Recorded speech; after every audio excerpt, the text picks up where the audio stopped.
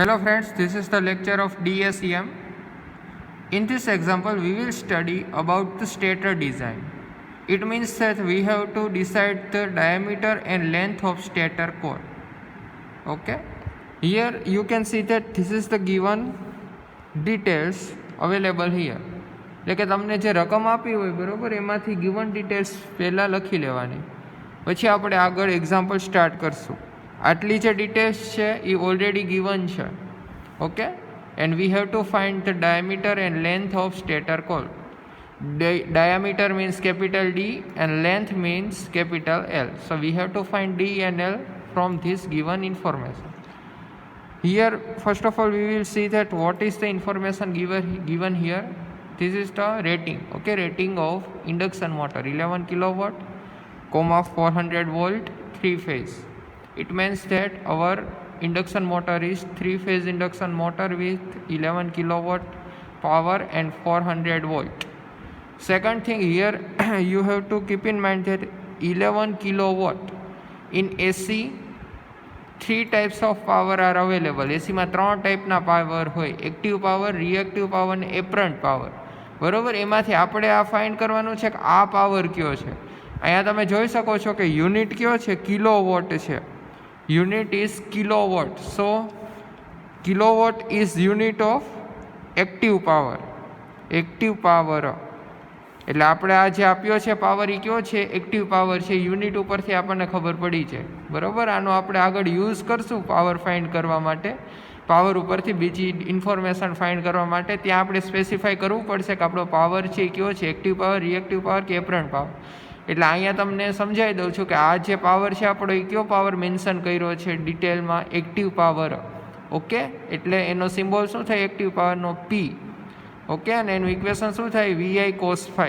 Okay, then number of poles are 4, speed is 1425 rpm, then BAV specific magnetic density is 0.45 or specific magnetic loading. Okay, then the specific electrical loading is 23000 ampere conductor per meter. Full load efficiency is 0.85, power factor is given as 0.88 and here is said that L by tau equal to 1. એટલે કે આપણે L by tau છે એની ratio 1 લેવાનો છે, already આપણને inform કરી દીધું છે. ઘણી જગ્યાએ એક્ઝામ્પલમાં ઇન્ફોર્મ નથી કર્યું હતું તો તમે by default L by tau છે ને 1 લઈ શકો છો. બરાબર, ઓકે. હવે આપણે અને second thing, induction motor is delta connected. આ પણ એક્ઝામ્પલમાં મેન્શન કરેલું છે. એટલે આટલી ડિટેલ્સ છે that is given in to your example. Our aim is to find diameter and length. તમને જ્યારે પણ એક્ઝામ્પલ આવે એક્ઝામમાં ત્યારે પહેલાં તમારે આવી રીતના ગિવન ડિટેલ્સ લખી નાખવાની છે.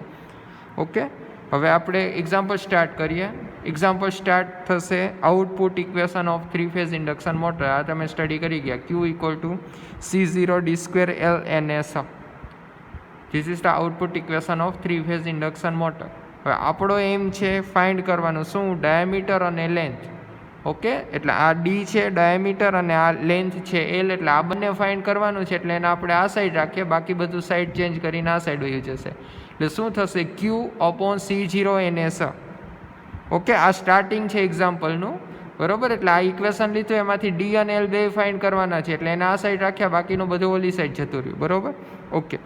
હવે આપણે આ ફાઇન્ડ કરવું હોય, ડી અને એલનું મલ્ટિપ્લિકેશન, પહેલાં ડી અને D² L ફાઇન્ડ કરશું, પછી એમાંથી પર્ટિક્યુલરલી ડી અને એલ ફાઇન્ડ કરશું. એટલે પહેલાં આપણે શું ફાઇન્ડ કરવાનું છે, D² L કોમ્બિનેશન ડી અને એલનું. પછી એમાંથી આપણે સેપરેટ ડી અને સેપરેટ એલ ફાઇન્ડ કરશું. ઓકે, એટલે હવે આપણે આ ફાઇન્ડ કરવું હોય, so our aim is to find Q, C0 and NS. આ 3 વસ્તુ ફાઇન્ડ કરવાની છે. એટલે D² L મળી જાય. આ ફર્સ્ટ સ્ટેપ છે. 2 સ્ટેપમાં આપણે એક્ઝામ્પલ કરશું. ઓકે, હવે બધી વસ્તુ તમને ખબર હોય છે કઈ છે. Q એટલે શું છે, KVA રેટિંગ.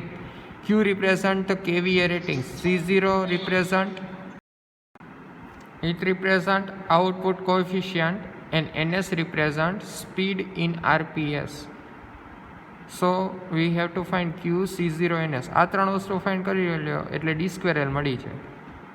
હવે Q છે બરાબર, એ તમે ધ્યાન રાખજો, KVA રેટિંગ છે. KVA રેટિંગ, KVA એટલે શું થયું, ક્યુ, બરાબર. કેવીએ રેટિંગ છે, આ મગજમાં રાખજો. C0 છે એટલે આઉટપુટ કોફિશિયન્ટ, અને NS છે એ પણ સ્પીડ છે, બટ ઇન RPS છે, બરાબર. RPM નહીં, RPS છે. કદાચ તમને સ્પીડ આપી હોય તો જોઈ લેવાનું RPMમાં છે કે RPSમાં છે. RPMમાં જ 99% આપી હશે. RPMમાં હોય તો પહેલાં એને RPSમાં કન્વર્ટ કરીને પછી એમાં પ્લેસ કરશો, બરાબર. હવે આપણે પહેલાં શું ફાઇન્ડ કરશું? ક્યુ ફાઇન્ડ કરીએ, બરાબર. અહીંયા ક્યુ છે એ કેવીએ રેટિંગ છે. ઓકે, એટલે કેવીએ આપણે ફાઇન્ડ કરશું. કેવીએ એટલે કે કેવીએ કયો કે વીએ કયો, બે એક જ થયું. વીએ એટલે વોલ્ટ અને એમ્પિયર, એટલે આપણે ફાઇન્ડ વોલ્ટ ઇન્ટુ એમ્પિયર કરવાનું છે, ઈ પાવર, બરાબર. So now we will find the Q. It means that KVA. We will take the use of this equation, efficiency equal to output by input, બરાબર. આ ઇક્વેશનનો use કરીએ છીએ. કેમ? આપણને efficiency ખબર છે, આઉટપુટ બાય ઇનપુટ. હવે જો અહીંયા બે પાવર આવે, output power upon input power, બરાબર. આઉટપુટ અપોન ઇનપુટ એટલે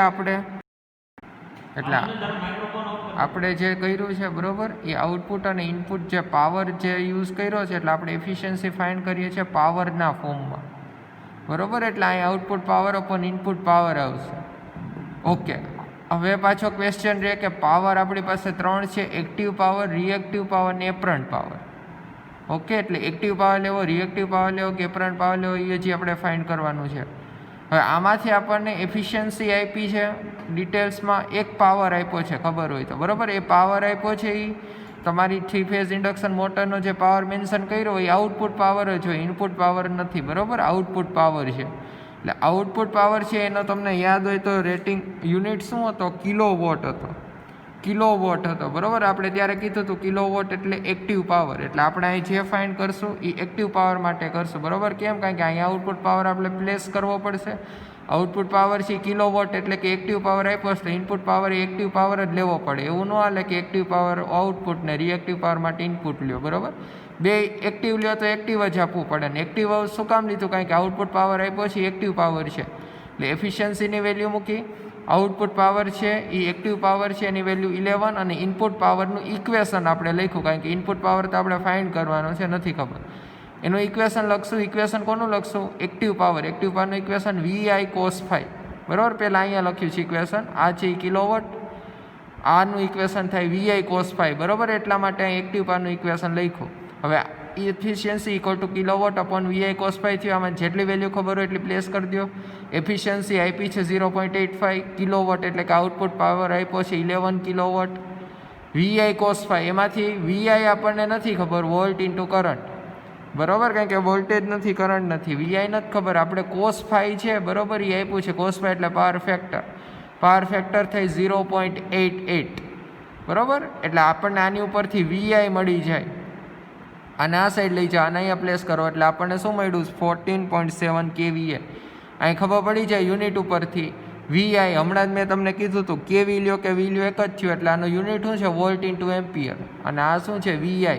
એટલે આપણને શું મળ્યું? KVA. તો કે KVA input equal to Q, બરાબર, ઇક્વલ ટુ 14.7 kVA. એટલે આપણને જે Q મૂકવાનું હતું, ફાઇન્ડ કરવાનું હતું, એ મળી ગયું, બરાબર. 14.7 kVA, બરાબર. અહીંયા V ઇન્ટુ I છે, અહીંયા cos phi ની એટલે 0.88 લખ્યું ને VI ફાઇન્ડ કર્યું. VI એટલા માટે ફાઇન્ડ કર્યું કારણ કે શું છે? એ KVA ફાઇન્ડ કરવાનું છે. ઓકે, અને અહીંયા જે ફાઇન્ડ કરો એ KVAમાં હોવું જોઈએ, એટલું ધ્યાન રાખજો. એટલે VA હોય તેને KVAમાં કન્વર્ટ કરી નાખવાનું, બરાબર. 10⁻³ વડે મલ્ટીપ્લાય કરીને.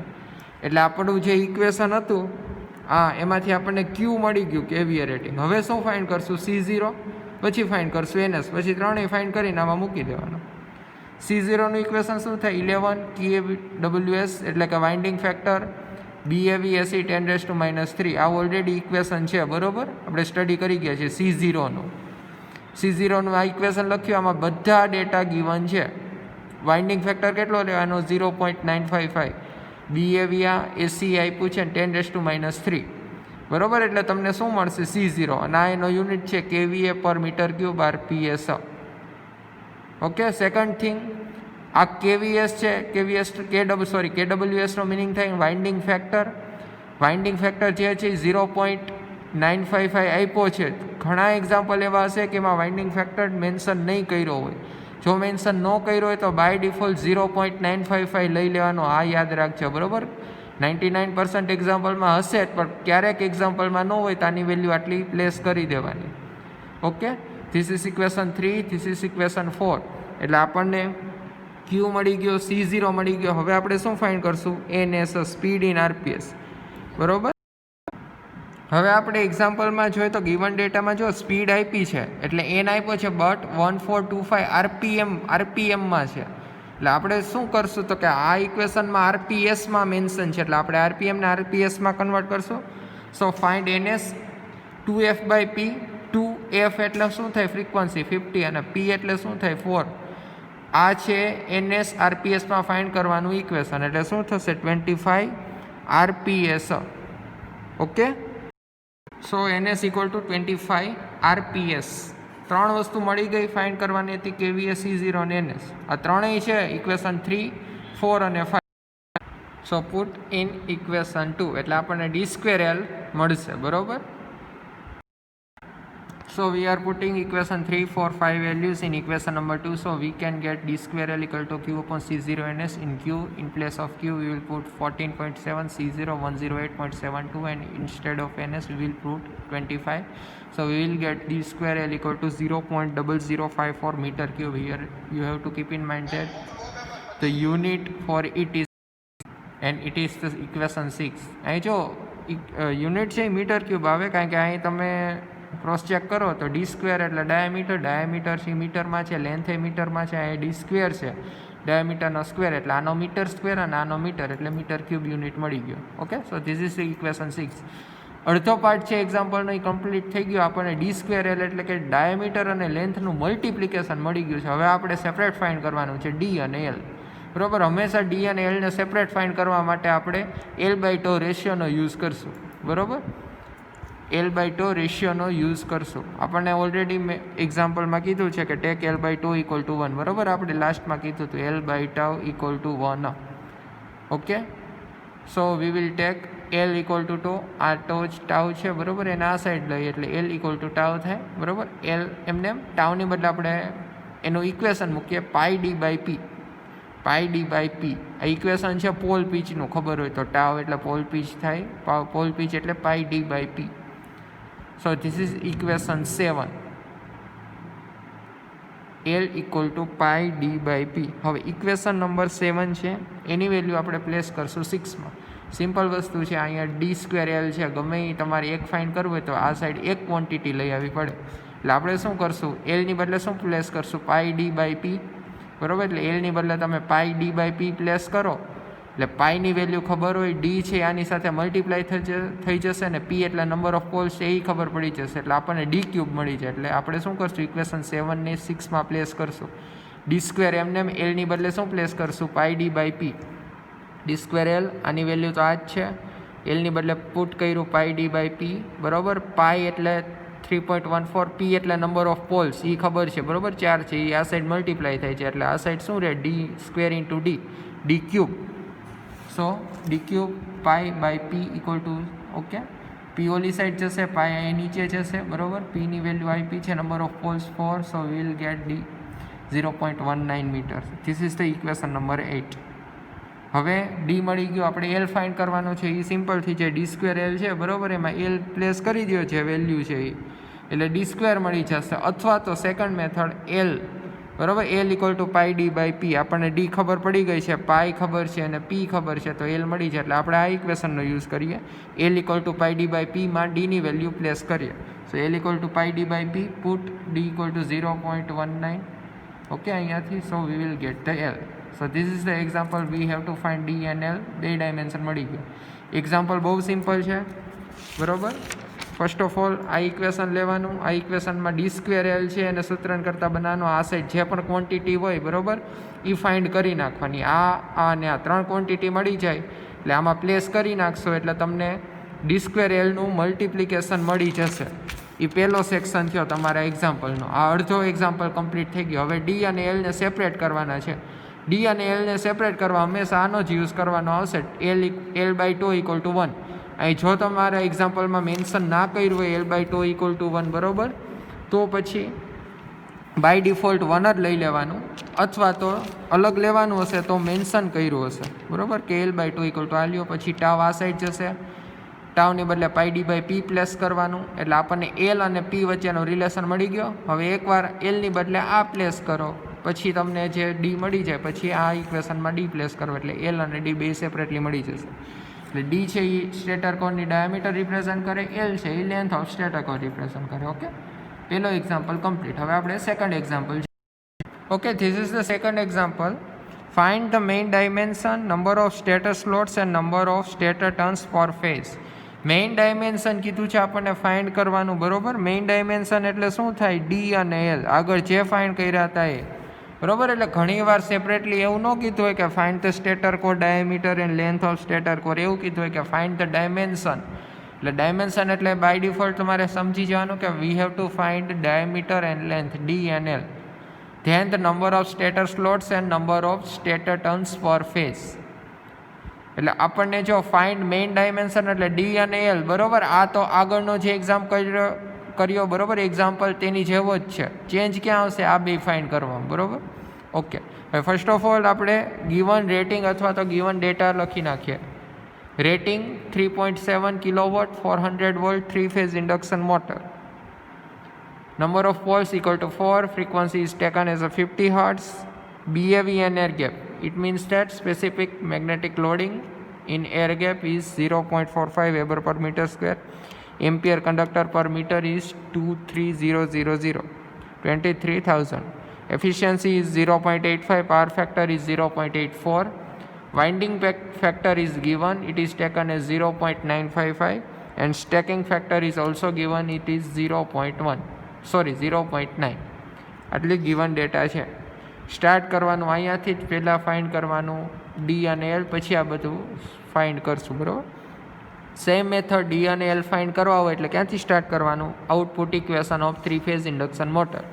Q equal to C0 D square L NS. Now put D square L here. So D square L equal to Q upon C0 NS. Now this Q represent kVA rating, C0 represent output coefficient, NS represent speed in RPS. Find all these quantities so you will get D square L. આને find કરવાનું, આને find કરવાનું, આને find કરવાનું. Last time જેમ કર્યું હતું એમ Q find કરવા આપણે કોનો યુઝ કરશો? તો કે એફિશિયન્સીનો, બરાબર. Efficiency means output upon input, output power upon input power. So efficiency, output power આપી દીધો છે 3.7 કિલોવોટ. ઇનપુટ પાવર ફાઇન્ડ કરવાનો છે VI cos phi એટલે કે પાવર ફેક્ટર આપી દીધું છે. પાવર ફેક્ટર કેટલું છે? 0.84. VI એમને cos phi બદલે પુટ કરશું 0.84. બટ આ VI છે, ઓકે. એફિશિયન્સી છે 0.85 એટલે આ VI ને આ સાઈડ જતું રહેશે, આ એફિશિયન્સી નીચે આવી જશે એટલે VI અહીંયા આવી ગયું. અહીંયા એમને 3.7, એફિશિયન્સી છે 0.85 નીચે આવી જશે, ઇન્ટુ મલ્ટીપ્લાયમાં cos phi power factor 0.84. So we get the KVA rating is 5.18, બરોબર. આ KVA રેટિંગ મળ્યા. અહીંયા બીજી વસ્તુ ધ્યાન રાખજો, KVAમાં ફાઇન્ડ કરવાનું છે, VAમાં નહીં. KVAમાં ફાઇન્ડ કરવું એટલે અહીંયા તમે જે પાવર મેન્શન કરો એ વોટમાં ન હોવો જોઈએ, કિલો વોટમાં હોવો જોઈએ, બરોબર. તો જ અહીંયા તમને KVA રેટિંગ મળે. આને તમે વોટમાં રહ્યો તો અહીં VA રેટિંગ મળે. એટલે આને તમારે ફરજિયાત કેમાં રિપ્રેઝન્ટ કરવો પડે? કિલો વોટમાં. એટલે 3.7 કિલો વોટ છે એટલે 3.7 કિલો વોટ જ રાખ્યું છે, અને વોટમાં કન્વર્ટ નથી કર્યું. એટલે આપણને અહીં શું મળશે? KVA, બરોબર. અને જો તમે વોટમાં કન્વર્ટ કરી નાખો તો અહીં VA મળે. બટ આપણે શું ફાઇન્ડ કરવાનું છે? KVA. એટલે અહીંયા શું રાખશું? કિલો વોટમાં. જો તમને રેટિંગ વોટમાં આપ્યા હોય, ન જ આપ્યા હોય પણ આપ્યા હોય તો કિલો વોટમાં કન્વર્ટ કરી નાખવાનું, બરાબર. Okay. Then find second thing, NS find કરવાનું, સ્પીડ ઇન RPS. NSનું ઇક્વેશન 2F/P2 છે. F એટલે ફ્રીક્વન્સી, P એટલે number of poles. So we will get 25 RPS, equation 3. This is equation 2, this is equation 3. Last one, third is output coefficient C0. We have to find the output coefficient C0. C0 has equation as 11 BAVAC kW into 10⁻³ All data are given. BAV take as a 0.45, AC is given, and kilowatt is also given. Sorry, this is not kilowatt, this is the winding factor 0.955. એ ધ્યાન રાખજો, winding factor છે, stacking factor નથી. બધી value છે એટલે C0 = 108.72. This is the equation number 4. ત્રણ વસ્તુ find કરવાની હતી KVA rating, NS and C0 V will gate. So place equation number 2, 3, 4 in equation number 1. So we will get multiplication of d square L. So put values of equation 2, 3, 4 in equation number 1. So d square L, QC0 NS. We already find this QC0 and NS. So we will get d square L 1.91 into 10 raised to minus 3. આટલો section છે એ સાવ easy છે. D square એલનું multiplication મળી ગયું. Okay, હવે last time કર્યું તેમ D square એલને સેપરેટ કરવાના. ડી સ્ક્વેર એલને સેપરેટ કરવા માટે આપણે એક યુઝ કરશું, બરાબર, L/2નો રેશિયોનો. L/2 equal to 1.5. Okay, for comparatively cheap design. Okay, બીજી વસ્તુ અહીંયા આઈ થિંક L/2 ગિવન ડેટામાં નથી, બરાબર, આપ્યું જ નથી. પણ તમને એવું કીધું છે કે તમારી ઇન્ડક્શન મોટર છે એની ડિઝાઇન કેવી હોવી જોઈએ? ચીપ હોવી જોઈએ. ચીપ મીન્સ કે તમારી જે ઇન્ડક્શન મોટર ડિઝાઇન કરો એ કોસ્ટલી ન હોવી જોઈએ, બરાબર, લો રેટની હોવી જોઈએ. એટલા માટે L/2 રેશિયો 1.5 છે, બરાબર. તમારે જો ચીપ ડિઝાઇન કરવી હોય ઇન્ડક્શન મોટરની, એટલે કે સસ્તી, બરાબર, તો 1.5 થી 2 વચ્ચે ગમે એ રેશિયો લઈ શકો. બટ આપણે 1.5 થી 2 વચ્ચેનો રેશિયો ગમે એ નહીં લેવાનો, આપણે 1.5 લેવાનો, બરાબર. અહીંયા ધ્યાન રાખીએ, L/2 કીધું નથી, બટ એવું કીધું છે કે કમ્પેરેટિવલી ચીપ ડિઝાઇન થાય ઇન્ડક્શન મોટરની એવી ડિઝાઇન કરો. એટલા માટે L/2 કેટલું લીધું? 1.5 લેશું. ઓકે, જો ન આપ્યું હોય, આવું ન કીધું હોય ચીપ ડિઝાઇન કરવાની છે, બરાબર, ખાલી ડિઝાઇન કરવાની છે તો 1 લેવાનો, અથવા તો આપ્યું હોય અથવા તો ચીપ કીધું હોય તો 1.5 લેવાનું, બરાબર. Okay, L/τ equal to 1.5. હવે ટોની બદલે πd/p પ્લેસ કરશું, આ સાઈડ જશે, બરાબર. ઓકે, એટલે L/d નો રેશિયો આ મળશે, L ઇક્વલ ટુ 1.178D. એટલે કે આપણને Lનું equation in form of D મળ્યું. હવે આ Lની વેલ્યુ છે એ આમાં મૂકશું, બરાબર. એટલે Lની બદલે શું લખશું? 1.178D into D square equal to આ, બરાબર. સો we will get d cube and here we will get d equal to 0.12 meter. This is the equation 7. Again d મળી ગયું, L ફાઇન્ડ કરવાનું. એટલે આપણે છે આપણી પાસે, બરાબર, ઇક્વેશન, એમાં ઇક્વેશન 6માં 7ની વેલ્યુ પ્લેસ કરશું.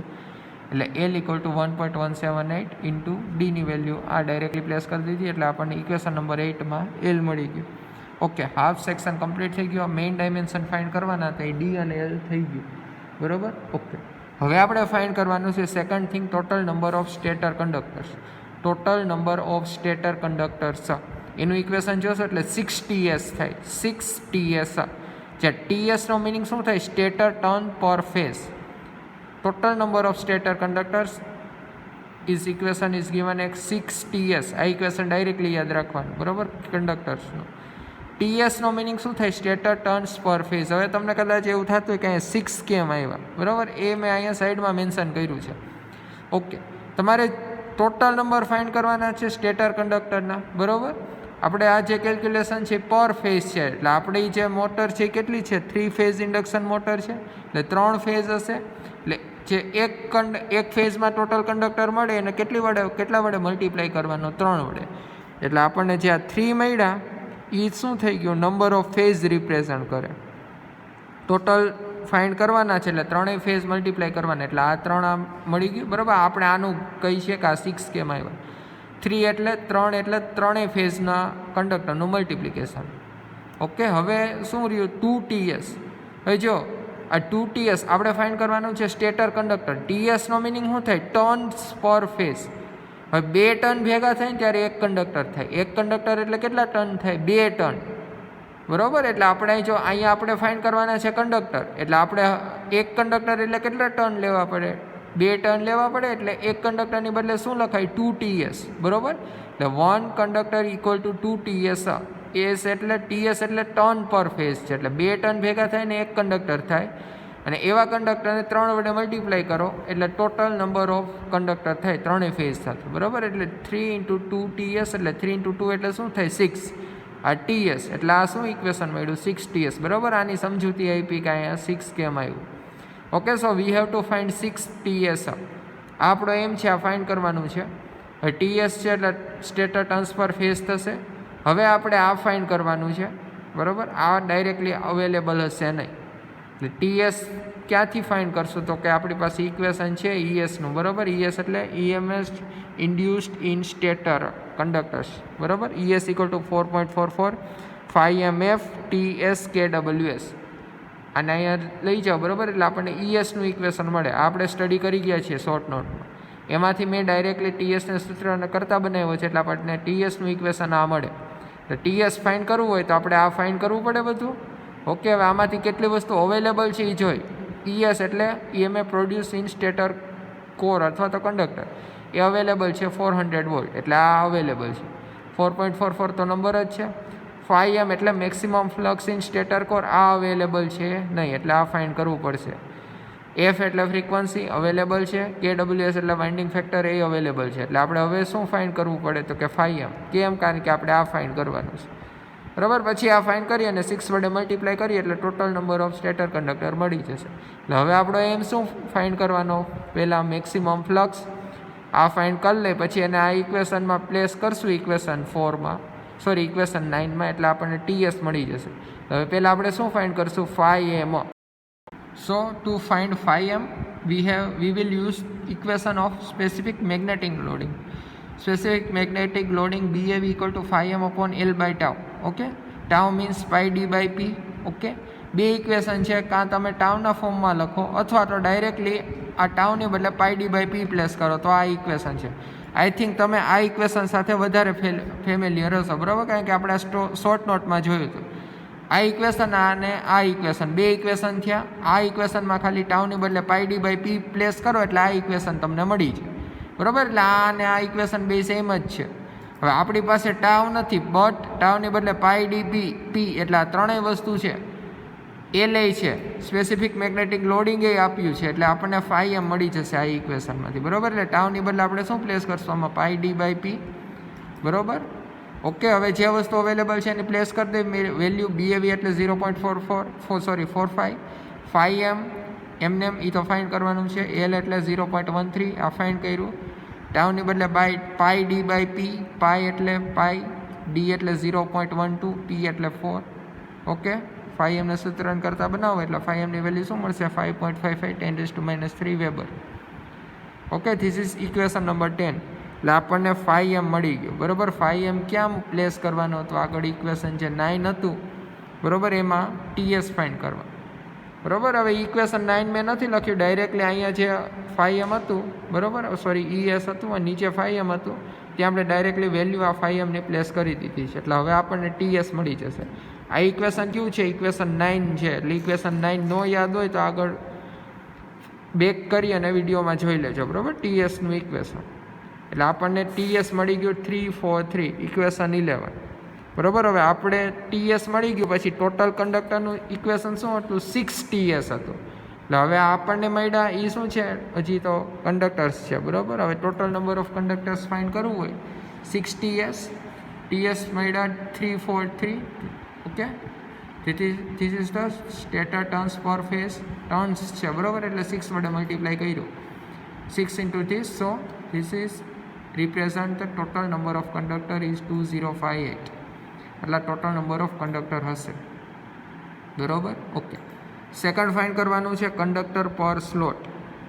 પર સ્લોટ કેટલા કંડક્ટર હશે બરાબર. કંડક્ટર પર સ્લોટ ફાઇન્ડ કરવા હોય તો તમને ખબર પડે કે ઉપર શું આવે? ટોટલ નંબર ઓફ કંડક્ટર્સ અને નીચે આવે total number of slots. Okay, total number of conductor find થઈ ગયા, એક કામ પૂરું થઈ ગયું. હવે સેકન્ડ વસ્તુ ફાઇન્ડ કરવાની હતી, શું હતું? તો કે total number of conductor find કર્યા પછી કંડક્ટર પર સ્લોટ, એક સ્લોટમાં કેટલા કંડક્ટર છે એવું ફાઇન્ડ કરવાનું છે. તો સિમ્પલ છે, ટોટલ નંબર ઓફ કંડક્ટરને ટોટલ નંબર ઓફ સ્લોટ વડે ડિવાઈડ કરી નાખો તો તમને એક સ્લોટમાં કેટલા કંડક્ટર છે એ ખબર પડી જાય. ઓકે, બટ પ્રોબ્લેમ ક્યાં છે? ટોટલ નંબર ઓફ કંડક્ટર તો આપણને મળી ગયા, આપણે શું ફાઇન્ડ કરવાનું છે? ટોટલ નંબર ઓફ સ્લોટ્સ બરાબર. સેકન્ડ થિંગ આ સ્ટેટર, એટલે આ બધું ડિઝાઇનિંગ છે સ્ટેટર માટેનું છે બરાબર. એટલે હવે આપણે શું ફાઇન્ડ કરશું? Total number of stator slot. Total number of stator slot કેમ મળે? તો કે total number of stator slot equal to slot પર પોલ પર ફેઝ, સ્લોટ્સ પર પોલ પર phase into number of phase into number of poles. Okay, હવે slots પર પોલ પર ફેઝ 3 છે, નંબર ઓફ ફેઝ 3 છે, નંબર ઓફ પોલ્સ 4 છે. So we will get total number of slots 36. એટલે હવે નંબર ઓફ સ્લોટ્સની બદલે શું લખશું 3058 upon 36, so we will get 57. This represents the conductor per slot. Okay, it will represent as a ZSS. Okay, conductor per slot. So this example is also completed. એટલે હવે વધારે એક્ઝામ્પલની practice કરશો એટલે તમારે વધારે ક્લિયર થાય. Okay, thank you.